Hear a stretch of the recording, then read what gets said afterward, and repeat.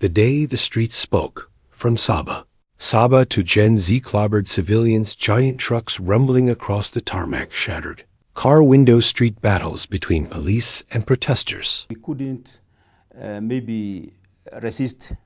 All what we decided to do was to hold the ground and save the situation.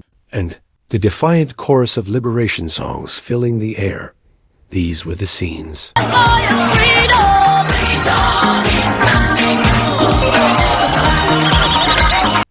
That defined Nairobi on July 7, 1990, a day, etched in the soul of Kenya's democratic journey, though not marked as a national holiday. Saba Saba, the seventh day of the seventh month, remains a cornerstone in Kenya's political awakening. Tulikuwa tunapigania demokrasia. Tulikuwa tunapigania uhuru wa kusema. Tulikuwa tunapigania uhuru wa kukutana. Tulikuwa tunapigania uhuru, huria za aina nyingi. Kwa sababu tulikuwa chini ya uongozi wa kiimla.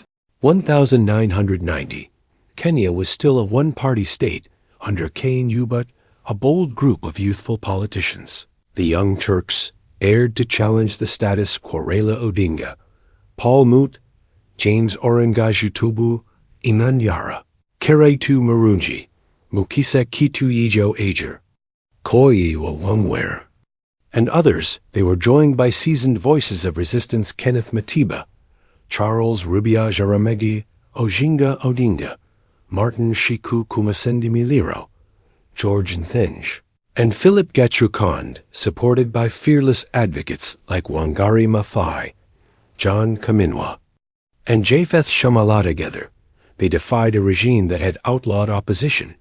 They called for multi-party democracy, and they paid the price with arrests.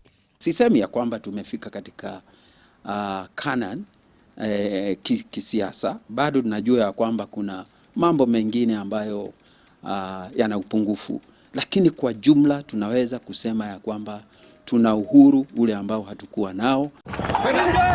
Detentions and violence, but their courage forced the government's hand. Section 2A of the Constitution was repealed. By 1992, Kenya held its first multi-party elections in decades. Yet today, Saba Saba often passes quietly, a whisper in the wind of history, but the streets are speaking again this time.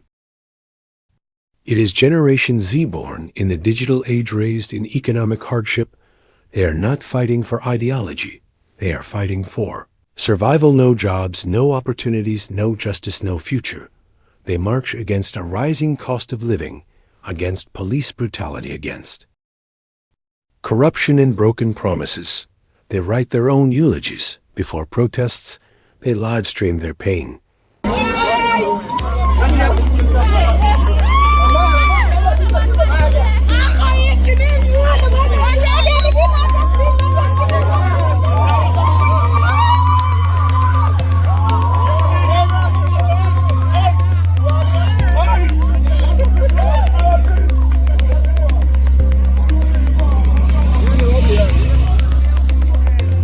They chant for dignity, for freedom, for a better Kenya, and just like in 1990, they are met with tear gas, bullets, and silence from power, but they are not backing down. They are reclaiming Saba Saba, not just as a memory, but as a movement.